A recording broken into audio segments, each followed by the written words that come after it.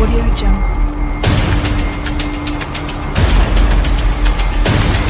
Audio Jungle. Audio Jungle.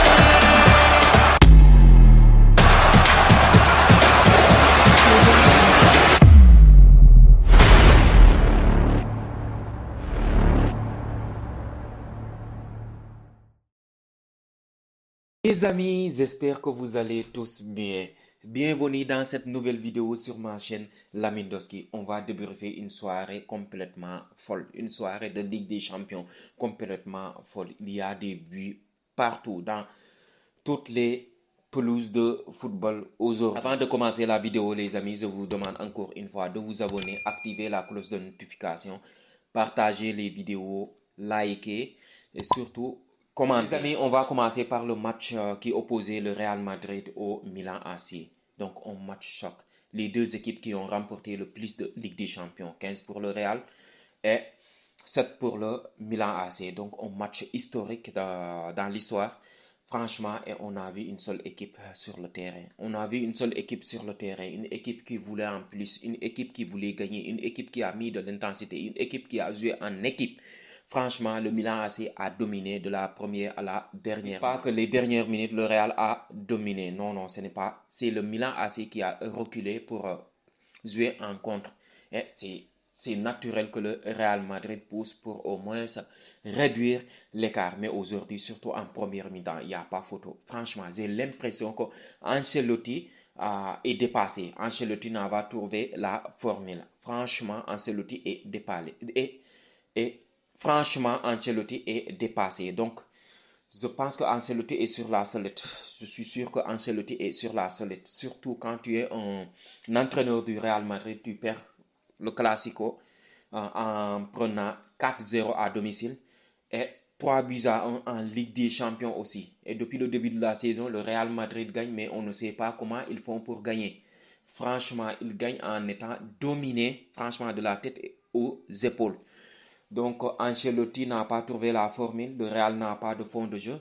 J'ai l'impression que le Real se base sur ses individualités pour gagner. Ce sont les individualités du Real Madrid qui aident Ancelotti. Donc, aujourd'hui, on peut dire que Ancelotti est sur la sellette. Donc, les jours de Carlo Ancelotti, je suis sûr qu'ils sont comptés. Il va falloir que Carlo trouve la formule le plus rapidement possible. Donc, on a vu un match franchement rythmé, on a vu de l'intensité entre les deux équipes.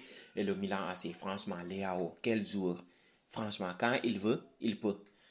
C'est exceptionnel le mec. Il a fait du sale à la défense madrilène, surtout Vasquez.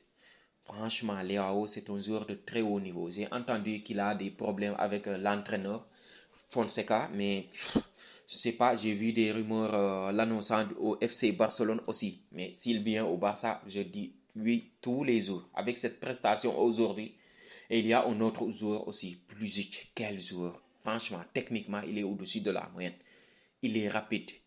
Il a une vitesse d'exécution incroyable aussi. Il a fait un très bon match. Il y a aussi Randers qui marche sur l'eau ces derniers temps. Randers, il a marqué un doublé lors de la dernière victoire, je pense, contre Club Brugge. Et aujourd'hui, il a encore frappé avec une percée de Leao. Donc franchement, cette équipe de Milan AC, franchement, ça m'a plu. Ça m'a plu. Ils ont joué en équipe, ils ont dominé le Real Madrid. Franchement, ils auraient pu marquer même si le score était de 4 buts à 1, 5 buts à 1, personne ne dirait rien parce que le Milan mérite largement sa victoire. Malgré tout, le Real Madrid a marqué, le Real Madrid a obtenu un penalty, mais le penalty est tellement sévère pour les Milan. Franchement, c'est un cadeau. Franchement, le penalty, c'est un cadeau. Pour moi, il n'y a pas de penalty. Il faut arrêter Franchement, le football, c'est un sport de contact. Si à chaque fois on touche un mec et l'arbitre siffle un penalty, franchement, on ne va pas se régaler quand même. Ça va être très facile.